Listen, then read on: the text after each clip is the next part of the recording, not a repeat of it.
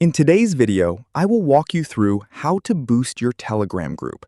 If you have a Telegram group and want to unlock more features for your members, Telegram's Boost feature is a simple way to level up your group. To get started, open Telegram and go to the group you want to boost. Open the group's profile by clicking the group name at the top. From the group profile, look for the three-dot menu and select Boost Group. This will open the Boost section, where you can see the current level of your group, how many boosts it has, and how many more are needed to unlock the next level. If you have Telegram Premium, you can assign your available boosts to the group. Simply choose the option to boost the group and follow the instructions shown on screen. Once your group receives enough boosts, it moves up to the next level. Each level can unlock additional features for everyone in the group. Another useful feature is the Booster Badge.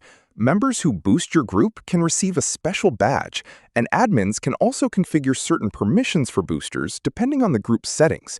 Give these a try in your group and let me know how it goes in the comments. Please hit like, subscribe, and check the link in the description if this video helps you. See you in the next one.